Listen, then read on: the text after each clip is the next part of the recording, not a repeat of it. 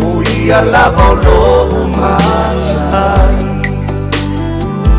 O lau Yesu lea Tatou talo Na e fina umai ai Iova le atua silisili ese, le atua oio le langi, ma le lalo langi, le tamaolo mātou wale i o Yesu Keriso.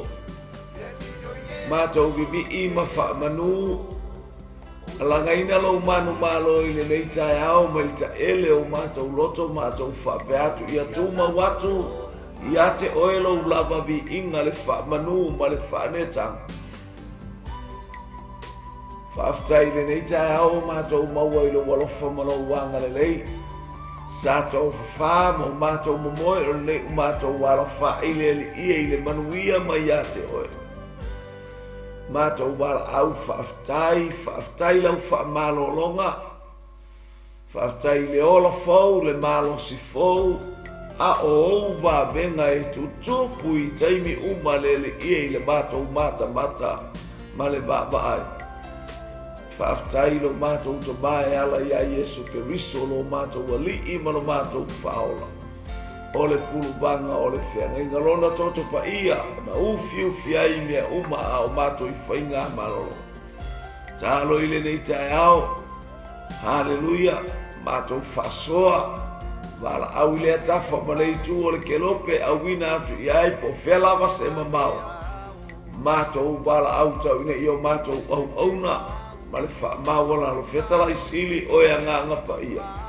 Tō mai lau whaau unga i lunga o lau whanau, whaasoa ma lau whanau le li o mātou nuti mea whatasi i le nei tae au. ia i le manuia o lau fia. O ai se o ala mai whaanoa noanga. Wha mai se le nganga o e lo mātou atua. Pa i atu, pa i ane, pa i fo. Ia i ua mātou loto i lo lava vi. Inga tātou mana o fio le i tae au. Ona o Yesu. Amene, ma amene, ma amene. Ia vi ele tua nei tae au whatalo whātu sa moa i lo mulei fo mai ala i whangonga le lei. Ngata fo i lea ole. Au na le tua. Au na le tua i le whata whaitaulanga ma le whata whaitaulanga tātou mō fia fia. Nei tae au le uso lo utua fine. Wolo utua malo utina. Iai whamurianga le tua mo o nei tae au. O e ala whaima nei tae au po ilunga o lau maruenga. Po ilunga le terrain. Po ilunga le ala. Ia whai malia lo usa. Whai malia lo usa. Hallelujah tu ulo mata mata ya. Pa ilunga le taavana. Ia e whatanga. Te anga ia tu ina i manua o ilunga le ala. Sausa watu le ala i. Whai mala ngā inga. Ale atu nu. Mo whelme e maua mai ai. Sau watu i le toto le tamai mamoe. Hallelujah manu ma lolo wanga ia tu le whalewhai ngā luenga. Ko e anga ia tu fo i tāpena mo le whanau. I lava lava le whanau po ni o lātu tōninga. Ia i le anga le lei o le atua nei tae au. Pa ia tu le atua mo si o tātou. Ai whatalo atu na usunga luma. Ma whatua nei tae au. Ia i le anga le lei o le atua. Le ngata fo i lea o le ainga lotu mo le ainga mafuta. Whamanu ia atu le atua isi o tātou. Ainga ia i le anga le lei o le atua. Ia i pa i le atua. Le ngata fo i lausunga freti ma aisa. Ia i le anga le lei o le atua le nei tae au. Fuafuanga umala ba o fuafuaina. Ia whamanu ia le atua i lunga le ala. Sau le ala i le mano le toto le tamai mamoe 𝐓𝐔𝐔𝐔. Ia whai o e te tono sfle ainga. Po le e tono lau whale whai lau maru tae au. Ia le ali. Ia i le anga le lei o le atua te lau fwoi sisi me e to an le ia i lo moa. Ia malau tari ngā sua le nei tae whamanu ia tu le atua. Ia i le anga le lei ma le pa ia le atua. Ia whamanuia le atua. Ia whatalo whatu fo i le uso i le mai whatafe. Le Water Flows Ministry pe a mo mani nei pokalame. Lo whatele mo lau sunga po inunga le ala. Ia i le anga le lei o lau fia le ngata po i le whatalo whatu. Au nanga ar tato o Whare TV. Ia po tato studio le nei tae au. I tono le Global Kingdom TV. Whatalo whatu o sunga ia Mikael Bretta. Mal fartua ia Sarah. Hallelujah mal lo faro. Ia mal loto whaftai tele i le atua. Ona o se au ona o whaiona au ona atuai mo le tatou. Au ona Medford TV. Au wina atuai i tonu o mangele nei Titles Road. Hallelujah i mangele nei i Aukilani New Zealand. Tatou pokalame lea tae au. Lea tae au. Ia a o mafuta i fwoi maruso au ona. Vi ia le anga lei o le atua mo oil nei tae au. Whamanu atu le atua mo lo wahinga nei tae au. Matalo atu o le ainga o le Word of New Life mai pe sepa atu ti peria fatalo fata auto wanga ia tu ta faonga ia bi ia le li fa lei ia auto ta vale fa mole bi ia le tu sausa watu le mano le toto ta mai mamoe. Hallelujah. Se baba ia e tato fa nau fa mole alo fa nau le kalesia auto wanga ia tu fatalo fatu hana fatalo fatu suga in yaba fatalo fatu fo ti akono o Hallelujah, ma le auto le vou nei tae au anga ia tu i vavau sau watu i le mano le toto le tamai mamoe. O 𝐓𝐔𝐔𝐓𝐔. Mea umalava whamole vai lungo le sami. E ka ngā monitor le ka maiki ma vai le tamaiti whamole. Ne ieisi tamaiti tie. E le ilo atu whamole lava. Vi ia le li a wane i tu whaua tamaiti i le ta whaunga. Whamole atu le tua o tato walabalai. Ia i le anga lei o le atua, whamuni atu le atua mo outou ma le ta whaonga. Ia po se activity fo i saunia mo ta penai nei whanau mo le a o ngai vai as fau. Anga lei atu le atua, whamani atu tou anga i atu i hallelujah ia le pata, maloto pa, maloto whanga, ma le pa, ma vavau, anga lei atu le atua, i e pa i le atua. Whaamanuia tali watu mato e fōi ane i le whale. Ia vi ia ro tātou matai. Whamanuia le atua fo i le ainga i Wellington. Hallelujah. A mau mai o te lota e ao tas fulma tasi anga ia tuai. Ia il valele pe apule lo fale tu te tu soi forma le ola ia e te unu watu il tato ainga ia le fa mai mo atu ia te utou Wellington fa talia mai fa balulu watu wale no watu or bato ainga ia no le watu to bala au mai ia mi ia le le fa tu ia fa fi au ia pale pa lo fa tu foi hallelujah te tai ia meise alapati ata foi leo tu fili ata mara male tu mai ya tu pai haleluya ia ile anga leo le tua fa haleluya atu le tua haleluya ata foi leo sara le taita i mai karai stete pe mo le taia ia fa haleluya atu le tua ila tu umala o ilunga lo pega ta fa ilangi ia ile anga leo le tua ia fa haleluya atu le tua mole mo ngā luenga le tai au vi ia le li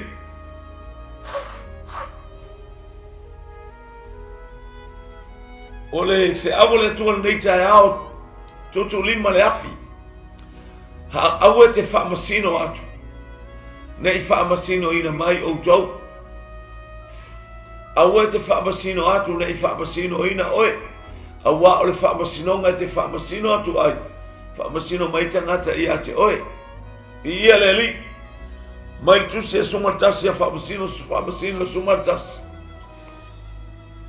a ono fa yu pule fitu eu te ilo ora tala ato ile fa masino le ya Israel le te tau watu ile tala le a wo fa mai e fata ito ina o kiliata Elena Ocho ino ea ia tea. Matuli ia tea. Praise God. Hallelujah.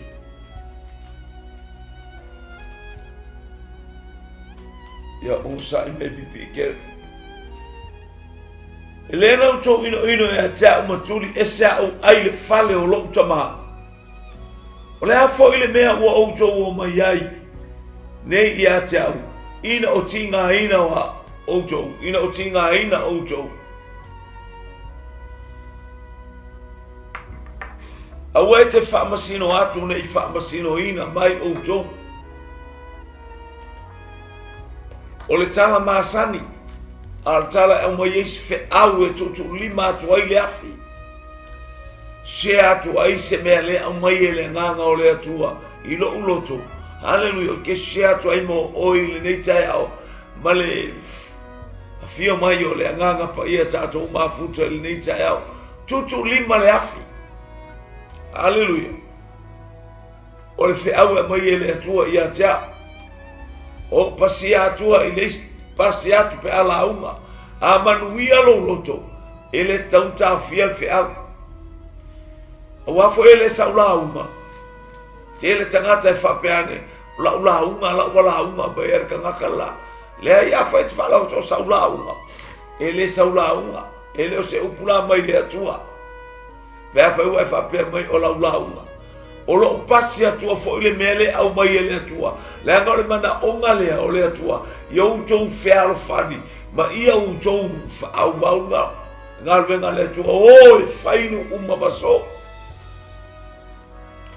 o le pasi atu la le afi amanuia lo loto you can pass the same message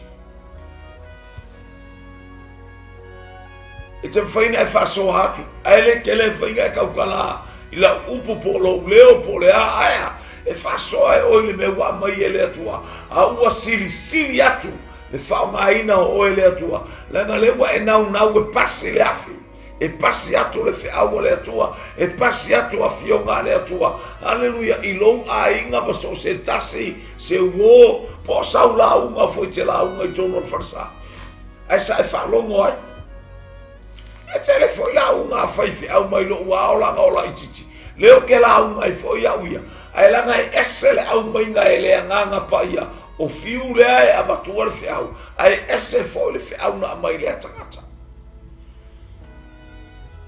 ele o se mea la e kopi aya o le mea ua whaamanuia ai lo loto ele tawhia kaunga e pasi ai se tangata pasi atu ai ese foi la gai whaalau tele ele atua lo whale ie limas fulfar tu se Isaia toso o to whale ie ia lau tele ioi whaalau tele lo whale ie lisi vaenga le whaalau tele ai lo whale ie o le a tutu lima le afi o le tatou pasi atunga o le whiau o le atua maua le isi uso pasi atu e peia o le polo na maua le afa pasi le fesi le second ili center ili wingi o le albe o tupu skoa le polo tele kau fai paki kangaka ai sea wa skoa se le mana ia a io e tele ni anganga whaamanuia pe awa ile pasinga o le polo maanga iatu. That is what it means, passing the torch. Tutu lima le afi, tutu lima le sulu, vi ia le atua, o ele sulu, o le anganga pa ia. Ina ia whaamanuia se loto. Whaalongolongo i lea taimi, ma lea taimi, ma lea i tuasu. Vi ia le ali. O le winga na o le whiau tutu lima le afi. Praise God. Winga na eleva. Peila va le molingo le sulu. Matu elesi wa vai. Pasi elesi pese relay. It is a relay. Hallelujah. Passing the torch. Hallelujah. O le pasinga. O le afi. O le anganga pa ia. Whamanuia e pa ilo loto e manuia. Pa ilo loto o le sole. Manguia. Wa fia tagata. Wa pasi atu iai. Wa alu le whiau le tala le leia le atua. Wa awina ele anganga pa ia. Ile mea e fina ngalo ia ile anganga pa ia e whatauru ia ile na saban.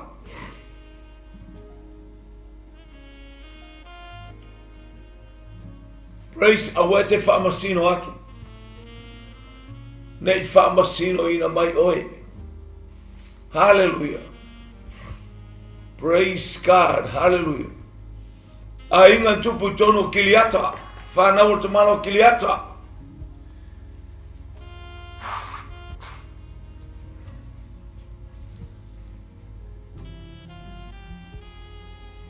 A ie matuar ta mai titi leo i e whata. A o ta whaonga kiliata na mauar ka mai kiki lea. Po kiliata ai leo ula vale. Ia, lea na maua ele ta mai titi lea. I lona to olua, ila na palake. Ia por to olua wha pouriuri. Pos mewa pena a. E pe pouriuri. Hallelujah. Umana e whailo ia te oe. E ese alfa o ngā ina ele atua o tangata a. Sila fia ele atua le loto. O to e nofo kiliata i leisi fafine. Lea lai aila na whanau lea to tele. Po wa whai mana va whai poi loi upu. O le tama oe al fine ese. Ese mesa o istamaititi lea. Awa tupu a e tamaiti e toteli. Ua wha sino ilo lato uso. Mai awar kaukala. Mai oe kamar po. Mai oe kamar finge. I kaai. Ferro vai solo i o. Ia va ila i el batautia. Olea, ola whaamasino. Aua e te whaamasino atu. Ina nei whaamasino ina mai oe. Ia lea, ne iei le upule whai matato matua.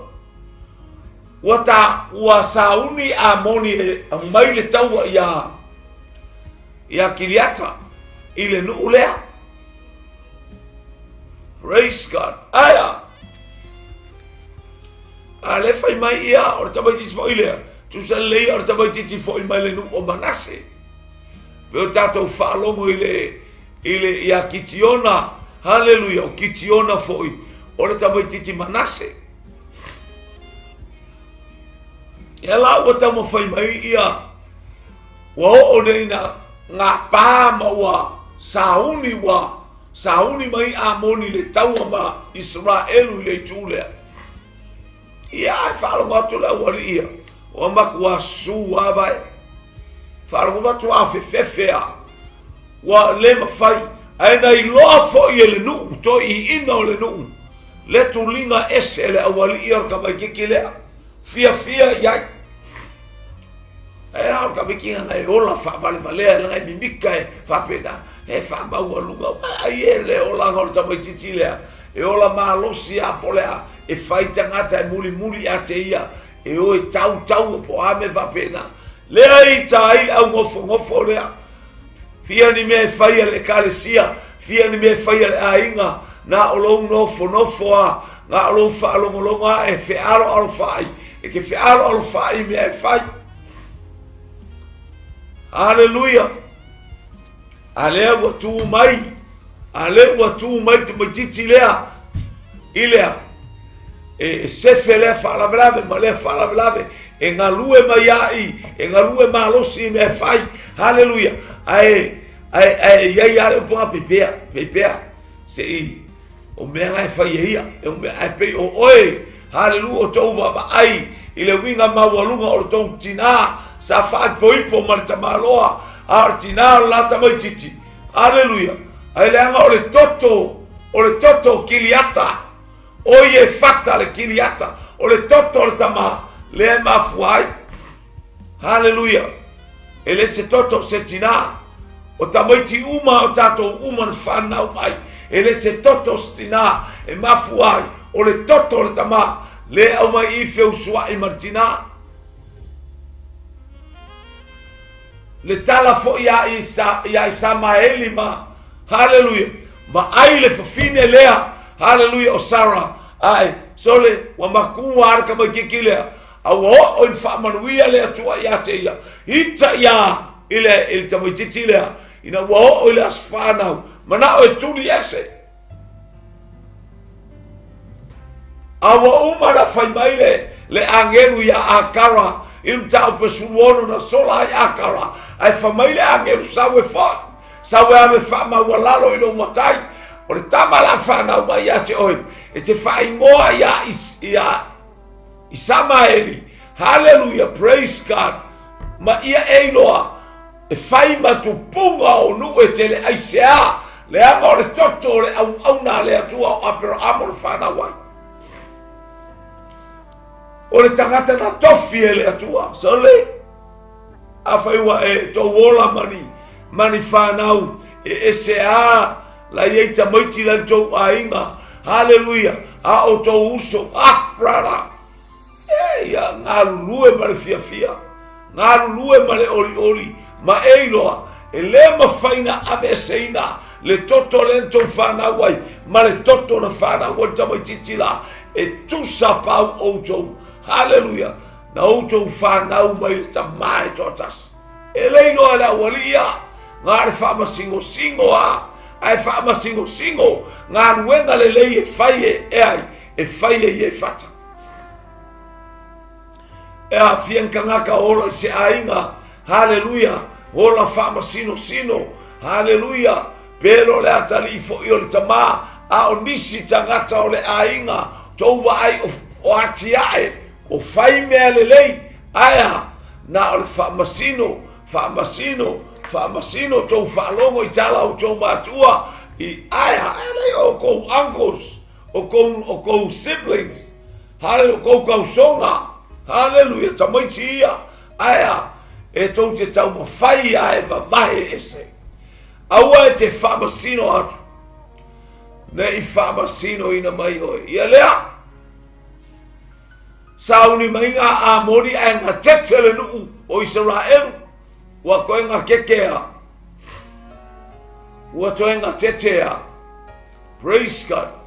Ia leo wa oto ina a au fo ito ina ia I tamaiti ia. Te iai ma seisio I la tonu whape aksole. Se ua koki whape ngā.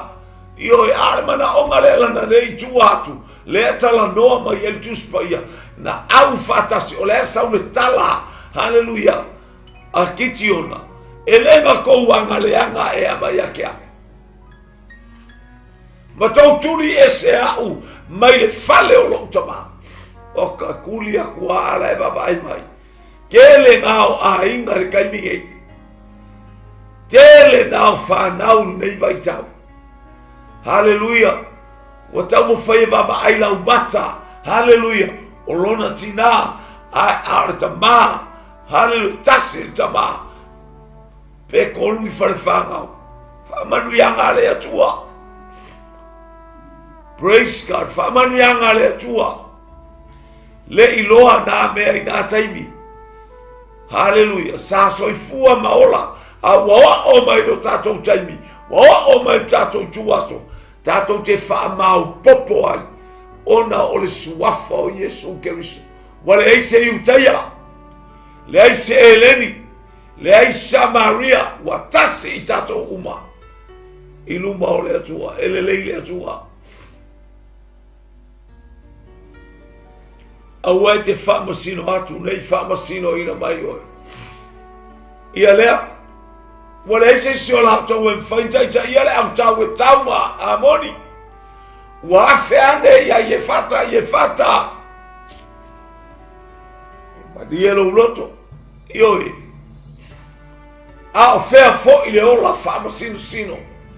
Fea fo ile ola fama sino. O ai tangata e ona tama. A o ai tangata e ona tama. A o fea sa wailo tina. A o fea sa wai. Wa. Tofu ar tangata. Hallelujah. Male au ngā na au mai ai ele atua. Ele alu ese au ngā o la au o le vau. Ioi.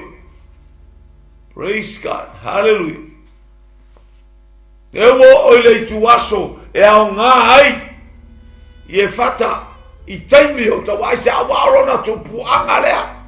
O le anganga fo ile loto le anga ai o nauso. Ai sea e vavai atu. E winga esea le malosi o tamalea. E le winga ese ai sea. Mai ore tamale fine ese. Ai a fao ngai le atua. Fai mfamasino ya. O taua ue fai ai. Le kokelo o le whangau o le finge fai poipo. Ai sau le tamale fine ese. Ea. E langa i lunga ele atua. Te ele atangata e te vai mamolalo iai. E te ola whama sino iai. Aia. Tamar whawhine ese. Ai langa ele atua. E whaima whama sino ia Israel. Mua. E a maile ola whama sino. Lewa o le me manao ele atua. Tau le taua. Ia maua mai le no. Ia maua mai le ai. Hallelujah. Ole ai ona po mose. Na ilalo lima o Israel. Na fasia Israel amoni. Na fasia Israel moapi. Na fau matia o lato tupu. Lea. Taimi o mose. Na mayai no nofo ai manase. No nofo ai reupena. No nofo ai kato. Aya. Leo watu tutu mai amoni. E tu ai fia fusu mai. Aya. Ale ola fama sino tangata. Aya. Fama sino ai na tele nga fatia fala velave. Na tele nga fatia. Hallelujah. Le polo kalambe o fatatia mai. Aya. Tasi tangata. Na le fatama le fafine ese. Au fatu iate oe. Praise God il nei taiao. Tutu lima le afi. Mo moli o fale anganga. Moli o maota malawa. Ina ia manuia oe. Manuia so se tasi. Fasoa atu le tala le leia le tua. Ai mai se vai inga olo e soifua. Ma e nafo ai lunga. O le mana onga aua e te whamasino atu. Le anga e whamasino ai oe. So stangata e te peon tato iai nei vai tau. Praise God. E ola whamasino. E le ita ia e le anganga pa ia lona o langa. E mana o aia ia sa o aia i mea uma. Ia na o ia ele o iai se anganga pa ia. Na te le whatanga ina le anganga pa ia e fautua. E F쏘ᴜᴜᴜni, e whamalosi. Hallelujah, matu musu mo ia i mea ao na whai. Aia, fai ia lona malosi. Ia. O ange ia, o le ano kupu. Si mai taua. Hallelujah. O foi toi ina le nu. Ora tala le no toi ina. No to tulia au mo uso. Sa u ko le fai mai se 𝐹𝐿𝐴. Ai ango kua i lunga pe au se me le anga. Na o walua ia tausi le file mu vai le si me le. Ka le finge ese va ai o lona toto tamaitila. Tu i lunga e tausi le file mu. Amu ia e fatupu le file mu. Ta ua i la tō whana ua le atua.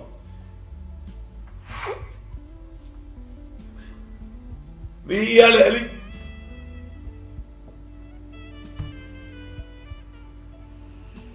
Wa mai oe nei.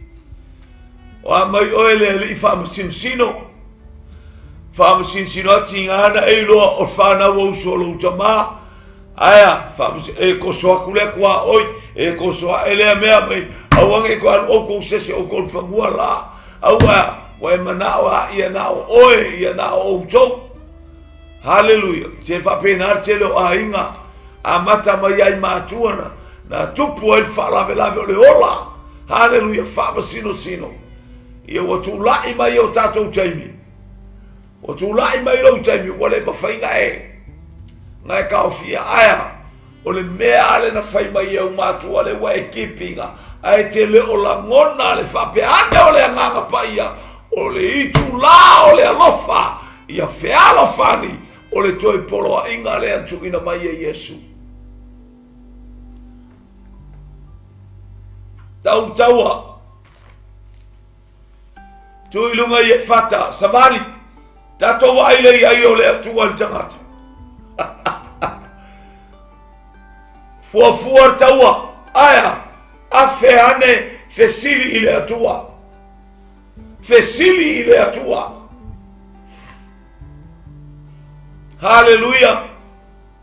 Nat pawale ola Natali atua aya na tui lunga la ngolo na tai au o na faiva ia o ana taleni ia au ke kuua. Le meu failo atu ele atua o mea oe mea na o faiva ia o ye fata olea o lona tupu anga lea. Hallelujah. Lave aina lona nu, lave aina lona ainga, lave aina o na uso vi ia le atua ele tu silima na artali atu ina to wanga le anga mai ne alalmo to o mai ai io ele tu silima o le tu silima fa ya lase ele o oi ele ai so tofi me nei o ia vai dar ko file wa le la ave kaka o le va ai fata e uina o lona tofi le ai tu fa file mu maia amu ia e fatu pule file mu. Hallelujah. Ta o ai la to fana wale atua ku ilunga le uso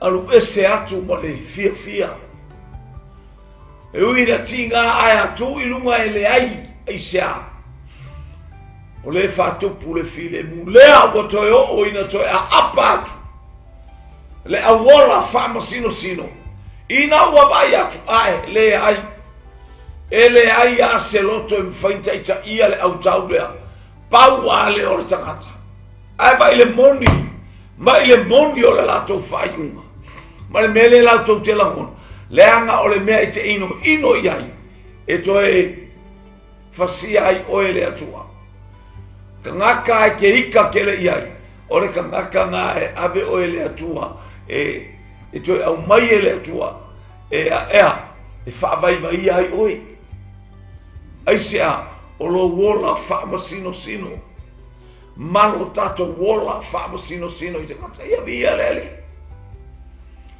lea ua sa wie fata o le mea mua ai le whai al taua afe ane i e fata ele i manga au i e whaka se mea a o la tau wana watu maritala a whai taita ia manu malo fai oe mali ole no o ia li fo ile ngakuli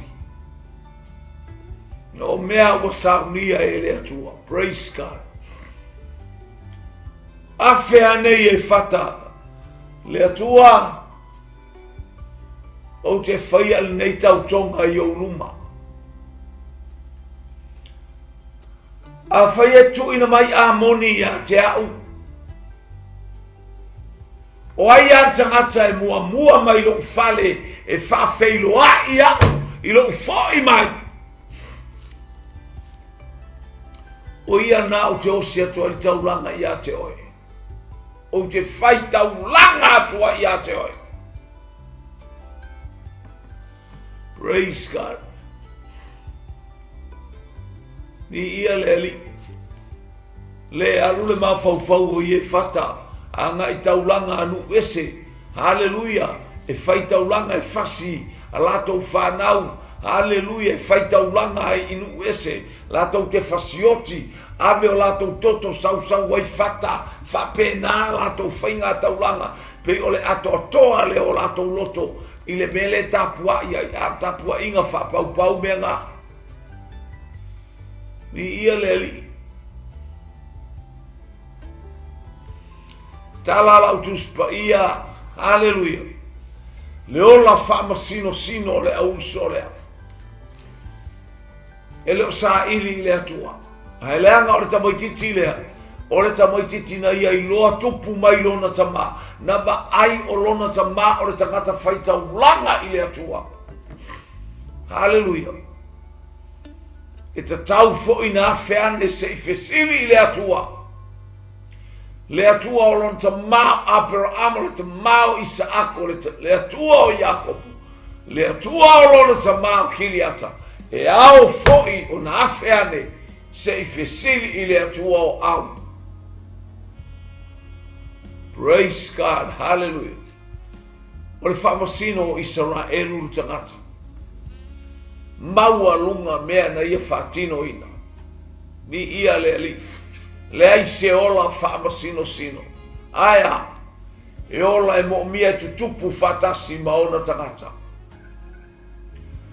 Au ia Yesu whapeatu ilona au soo.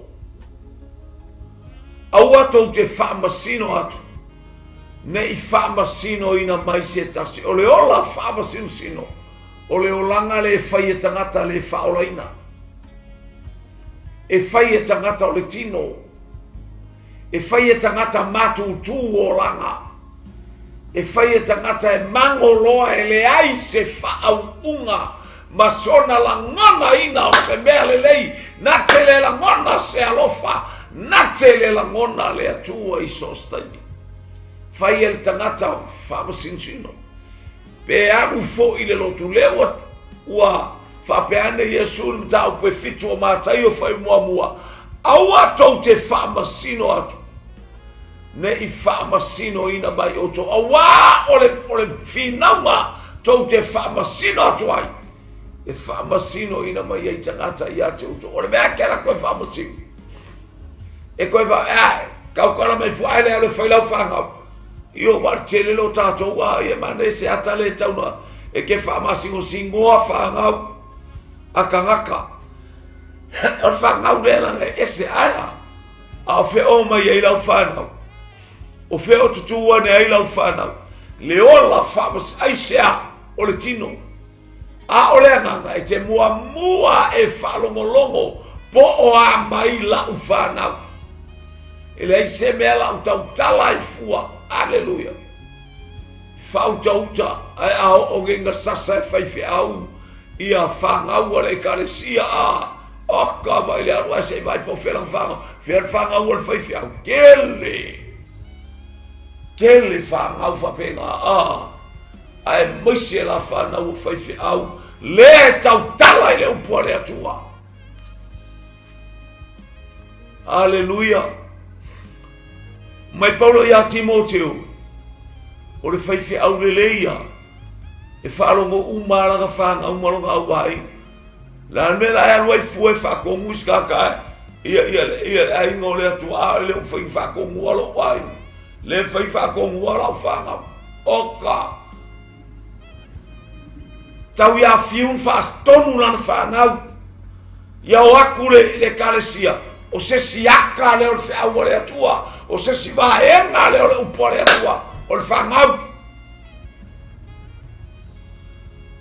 ai au aku la e whaile loku haleluia ala e kai mai ele akali o le whaiwhiau le kaa kai mai le akali o le whaiwhiau le ingupia kai mai le akali o le whaiwhiau le saun farsa haleluia aya kai mai ele akali o le whaiwhiau le ola haleluia lama whangau le ekalesia haleluia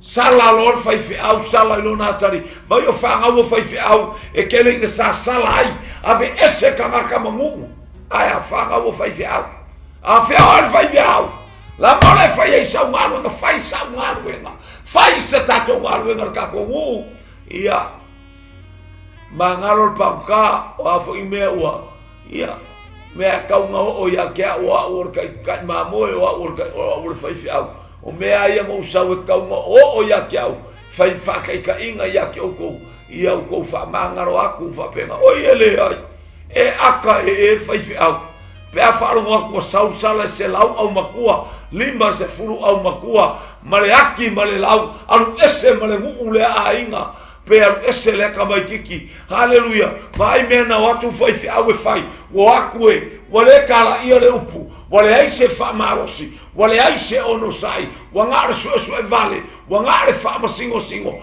aua e te whamasino atu aua tau te whamasino atu aua o le whamasinonga e te whamasino atu ai whamasino ina mai ai oe vi ia le ali praise God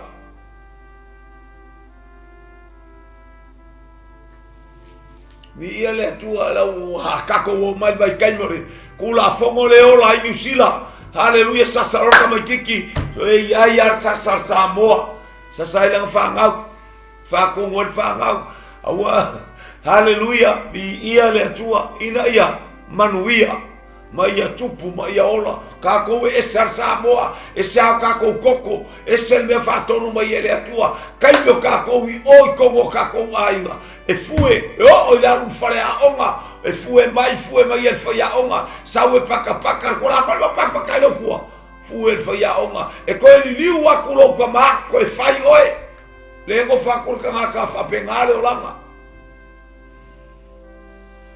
e ko li liu mai o ma ko koso lo li mai o fasi ko koso el faya onga fa maru aku lo sunga aonge nga pa ka kunga telefongi leo kula fongo wa fa pena Samoa wo ye Gemini ka ule fasia ka mai ki aya na fa ya o ngalo lo fa la fa ma eu ka mai ki la wa ai la fa ya i ka mai wale ke fa ya o ma wa pe ya o la nga o mai fa fo wale ke ai sia la nga fo la fa manu mari kula fongo a ole o la nga i or ta mai ti Samoa tala tu spaya o le wa tu una la na sasa ilo na tali ua ino ia te ia.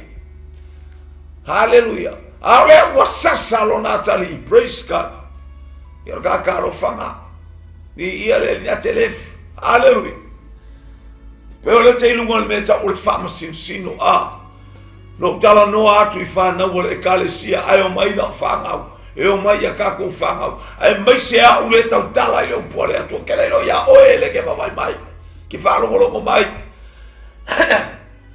Tato tala noa whatonu atu. Aya. O la sa mea o whai lau whangau. La sa mea o whai lau whangau. Hallelujah. Praise God. No ua fine ula vale ai ngoi atu pai. Praise God. Na ola mai lo alu fo mai. Wa uva ai wa amaka nga ka fa fo mai le olanga. Wa io wa amak eke io ele ngofo ai fai fi au ka mukanga le olanga o lo ua fingelea nga fai e makua o longa o ma tu o long tina yo o fo ila yo nga kuang ngange o long kinga ma uso long kinga wanga leilo ainga ai se whaapea ia ai o ngā uso mo ia mo ngā kuangange mo ia o ngā uncles mo ngā aunties e o ia ngā kala e whai ai le mawhauwhau ai fefe ke le lape aba ai o e la ngona i o ngā kingo hau o ke whasia sasa i le amo ioi e vai langa mai mākua langa mai uso kwa le mawhauwhau o aia kala le mawhau i ke ka o le apo le aia o te whaalongo ina i to tonu o lo uloto haleluia le ka uva lea o au pe a o inga i loa e ka ngaka o lo ua finge ia le atua e makua i vai ia e o i le mea leo le alu ua mwhainga aluenga le whare mai ua amaka ngaka a ua amaka ia ioi nga makua i kilo kufu i opa aia ai lao ai ka malo fiu ioi le fasinga ke i loa oe u whatu ia oe whaamanguia ia i le atua ua ngofo longa a inga fo i aku ua ngofo whai le whale mako wo i le i kue kele loko ai ngofo le whale kufu i opa haleluia vi ava meu koe fo i aku fiu tama ke le fia ngofo ke mga ke ngofo ma oe ora whafta i le atua langa o kangi i le atua ua pei ua le maua mai le anganga o lo ua finge lea o ngā e le o ngofo whakasi mau o la e whau mai mākua ia le alofa e le whapele anga a o la tau fo i alofa anga mo a tātou whanau a le whai mai e nako e kangolo i aisesi ai mai se la pia uwa ai atu so leo le anga o le whai mai e sau ka mama le ako kalo pe sau ma mea maka o la e sau mai kua sau fit ei o e mai mea maka la yo a la e whai ka uara kusi tupa oro mai mea maka so ka vai aku o hamo me sko inga me maka oka maka u la e alu le ako wa ma e va ver ka mo ia o se kinga se mea se io mau kai ai ioi wa le ai se fai ai nga o aku wa e fe ai atu malu alu ai fa mo se bescaba ia lo ke lo fale pungi e mawalunga pui nga kofu ai ko kongu i o kango ange pusa aisa ai kofu ak mafiu le awana ioi oso mai o sebea sa ia makua kilo longa ka mama non kingale ai sei o mako kua o ya mo solia e vai la ka alo ai ioi pe ia fe ka winga pe ka mo Mike Tyson pa o nga ika Mike Tyson ala verka ka kaula kaunga la pakaki pa ioi ki nganga o ki fala hola le mai ai agua ko vai le fuso Mike Tyson e fuso ai tua e maua lo ar kuli mangu makua faia so le la amarko inga marko tulo sasa ilalo pui fa sasa ilalo la le ma fa fa fa se mangu ioi wa winga ia le alu loto o lo farko inga le o ka voleva mo vala o ke alu 𝐓𝐔𝐔𝐔 long kamai au mai ia mea maka ia walu ola koe puer koe inga malanga koe wak mariero loko e kau mwhai aku alu a fi wa maka koe inga wahika malu longa ulu la se au faska mai keke ai o kei kai kele ioi a kele whai ai sesi e ke whai ai ke ngele ioi whatu ioi mariero loko o le kaunga au aku le ame o loa ia vi ia le atua fe oi ai ngofo le lei maka whakafa so se mea aru iai manguia le ola ai se alanga sasa se whalonga mai le maulea so foi kaua kua pe ke fia whalonga longo iai pe ke aki le inga ika vi ia le atua whaata oto sfulu mare wha foi upu e lua sfulu mare tupu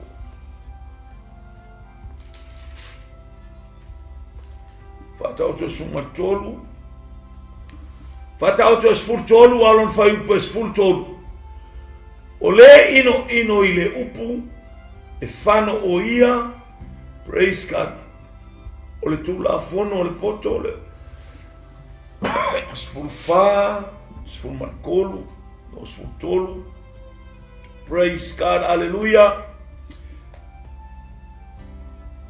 Hallelujah, glory, glory, glory. Sfultolu dua sfulmoko.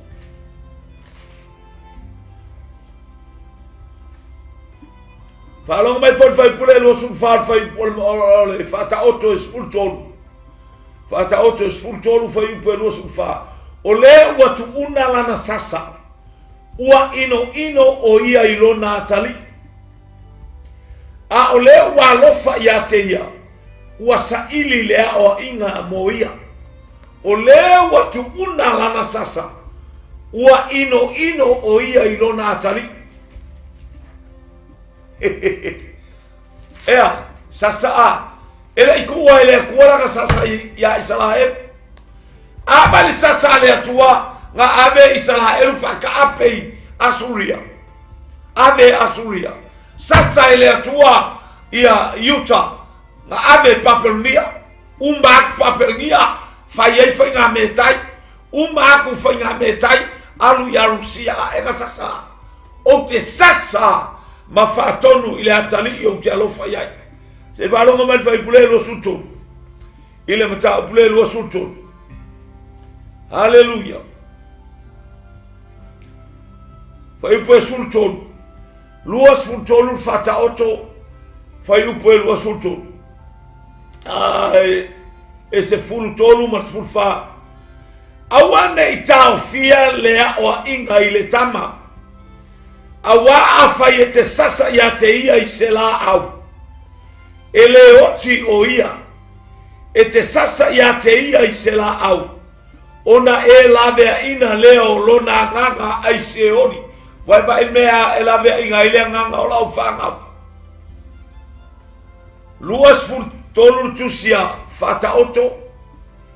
Aolon whaipues furtolu maras furfa. Awane i tau fia lea oa inga ile tama. Awa afai ete sasa ise la au. Ele oti o ia furfa. Ete sasa ya te ia ise la au. Ona e lavea ina lea o lona nganga aise ori. Ia leli. Praise God. Taimila lea na usasa ila ufanga. Taimine. Tele to sasa ufanga. Wa umar kaimingo ulo haitala lea tua sasa ise la au. Aya. Wa usasa ile upule lea tua fa kongu ai. Fa kongu ai le upule tua. Ioi. Ale wai fa longo mai. O ke fa kaila ile tua. O nga o ke sawa. Ko sawa ile kaimile lo mako ainga. Ioi wai lo el mako ainga pe nga. Ioi le amaka ngafu. Pre taimine wa sawa lo ko lua. Au o ngofu. Was la lo venga casa so se me vai yo ele vai engar fai kai ko lua fatina o ko fai ngai ka mai ki fai kai ko lua yo e tinga fo lo to nai fa fine po nai tamaro lua mali wala ba yo e koso i ko mo lo ma ko mo le poku e pa yo pa ka uku yo e fe ko ai mal pusa yo vai le se fa nga fa pe ata sa ku curioso mai le o le ale makukua a koso ai hana i kongo le poku vauloa ioi vauloa mara ia ola le nganga e ngau le la au ai lavea ina lo na nganga o ama ioi praise God ngalo kaukala o kama ai o whainga no kamikira o la kamiki Oa mai lau whanau ai eselo whai upu whangau o skangaka. Eselo whai upu whangau o skangaka. A o ea oa la tamoiti. Aua e te whamasino atu. Nei whamasino ina mai outou. O le si aka kelele o le si mangumalo le o le atua i kongo o ngā ruenga le atua. Kako whangau. O le vavai mai la ka koe ku whakasi. I le galuenga le atua. Aia kalangoa mai ngai la le upo le atua. Hallelujah. Praise God. Ai esele mea e whala i ai lau whangau. Esele mea i ai kenge. Esele mea i ai kama. Hallelujah. Kupu whala velape. Mai Paulo ya Timoteo. O le ainga i whanga we hawa i le atua mga alue whakasi. Ai esel me ke galue mai ai alua i laupu. Ai esel me lango whakange mai ai lau kama.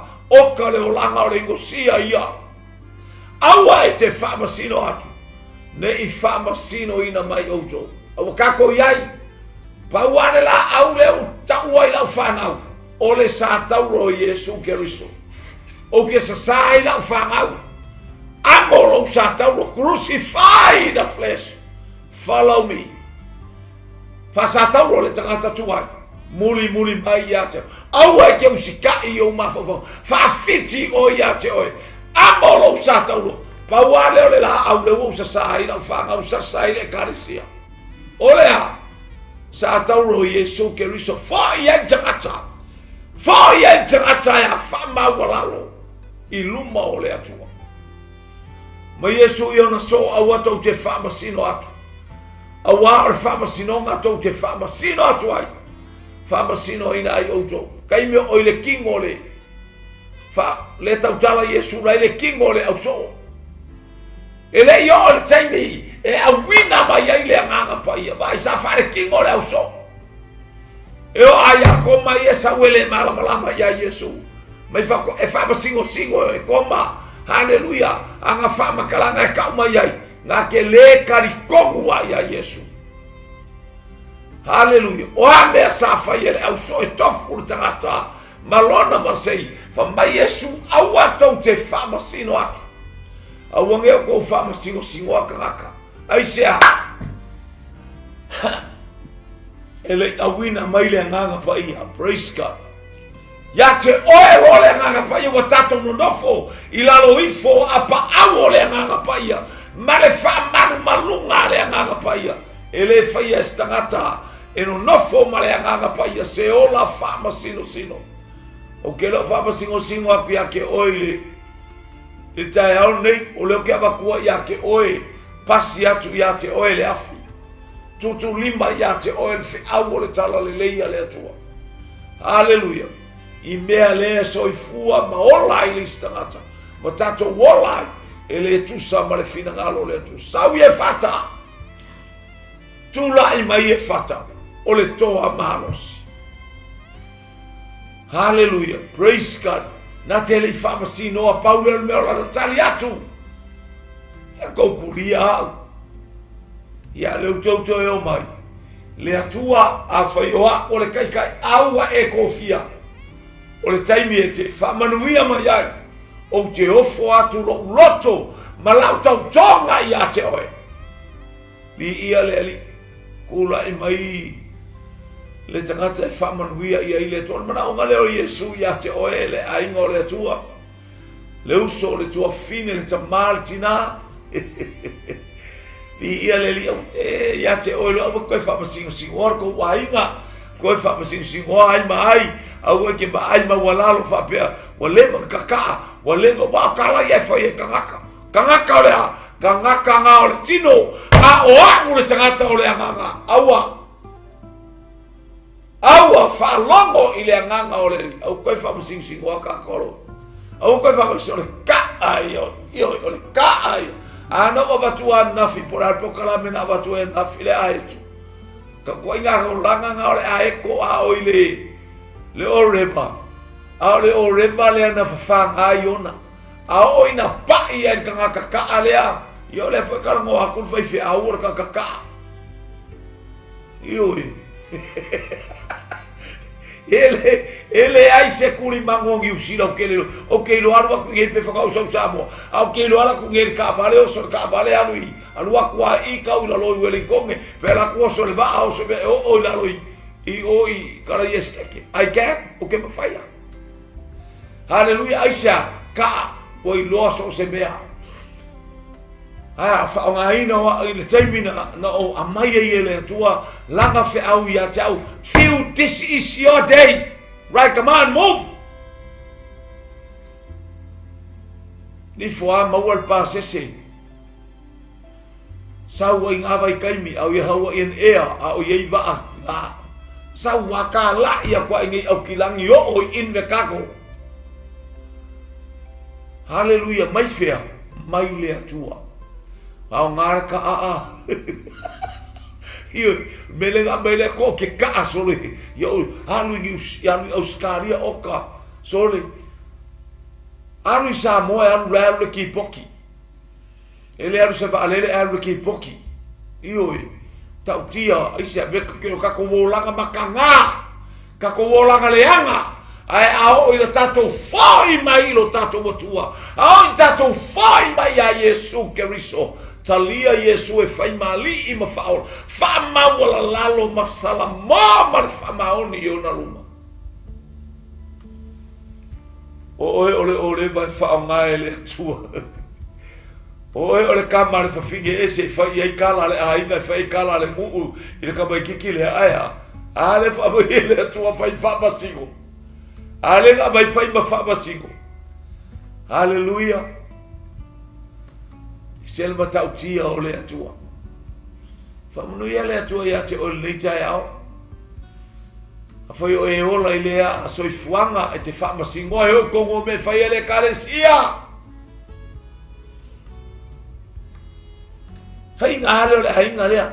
E o mai ngei le o mai kai au, o mai ngei o mai le. Hawha kia aua tatia tatalo. Make a move. Whai se ngā yoinga. Ia. I nei tangata. Praise God. Tangata whasia. O lai whasia kanaka. Aya.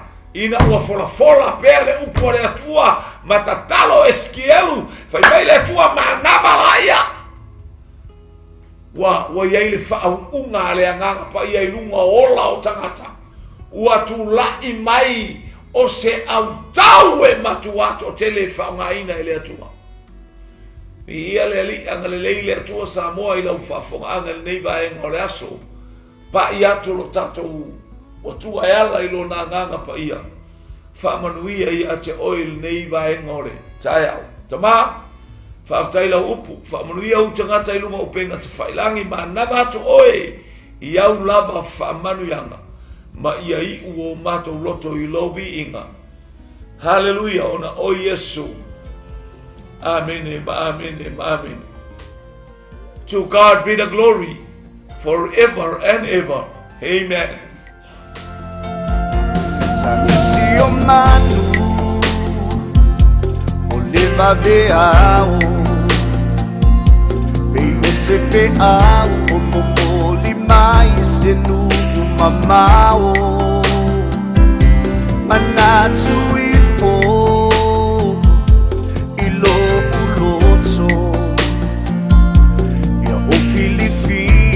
Malin puso Soy manatua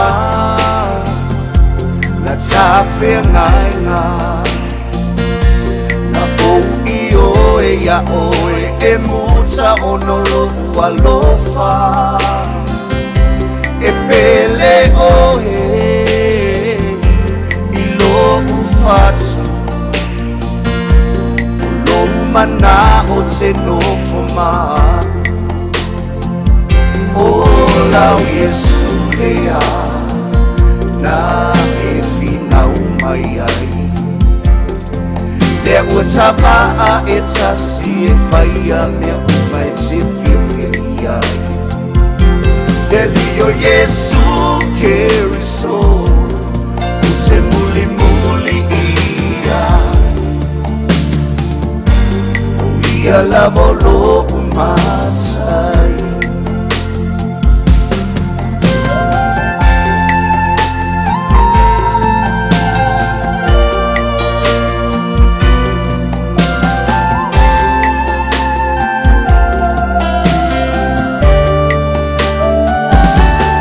O semiti na faali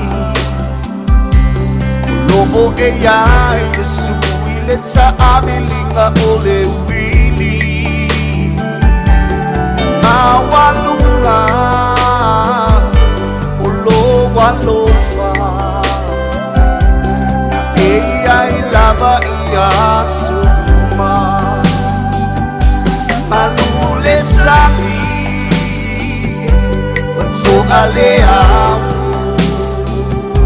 Manino puna bai silopia le litzai wa awia ole masai neolanga sasoona penumia ola Yesu lea na efina umaiai 𝗪𝗶𝗳𝗲𝗲 𝗪𝗶𝗳𝗲𝗪 Delio Yesu keriso Use muli muli ia O ia lava o lo umasai O lau Yesu lea na efina umaiai 𝗪𝗶𝗳𝗲𝗪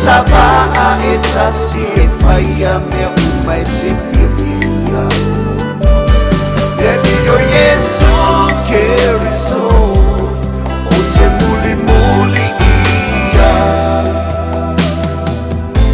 O ia lava o lo umasa